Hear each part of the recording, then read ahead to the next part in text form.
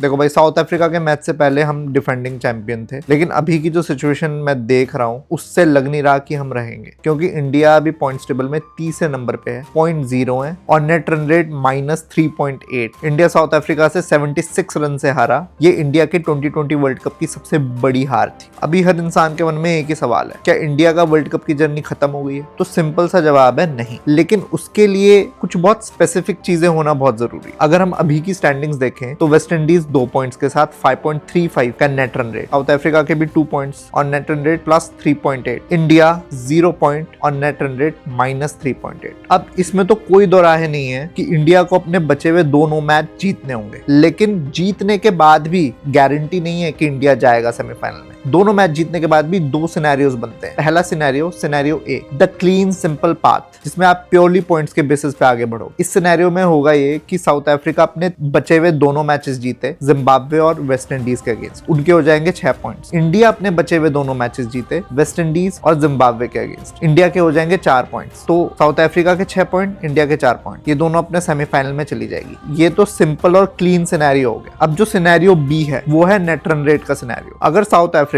Waste Indies से वो अपना एक मैच हार जाता है और इंडिया अपने बचे हुए दोनों मैच जीत जाता है, तो इस केस में साउथ अफ्रीका, इंडिया और वेस्ट इंडीज तीनों के बराबर पॉइंट्स होंगे, 4-4-4। अब आ जाएगा केस नेट रन रेट। तो ये नेट रन रेट जिसका ज्यादा होगा वो आगे क्वालिफाई कर जाएगा, अगर तीनों का पॉइंट्स एंड में 4-4-4 होते हैं, इंडिया, साउथ अफ्रीका और वेस्ट इंडीज। भाई as of now India West Indies से नेट रन रेट के हिसाब से 9 पॉइंट्स पीछे है और साउथ अफ्रीका से 7.6 पॉइंट्स पीछे है। ये बहुत मैसिव गैप है। तो बेसिकली इंडिया को अब सिर्फ मैच नहीं जीतने, इंडिया को ये जो सिनेरियो बी है ना नेट रन रेट वाला, उसके लिए भी अभी से तैयारी करनी है। वो तैयारी कैसे करनी है भाई? अगर आप मैथ्स देखो ना, अगर आप नेट रन रेट की मैथ्स करो तो इंडिया को रफली अगर उनके नेट रन रेट के आसपास लेकर के जाना है तो इंडिया को कम से कम 100 रन की, मतलब 100 रन के आसपास की विक्ट्री चाहिए। और अगर इंडिया चेज कर रही है तो इंडिया को 12 से 13 ओवर में मैच को खत्म करना हो। भाई कमेंट सेक्शन में बताओ तुम्हें क्या लगता है, सिनेरियो ए होगा या बी?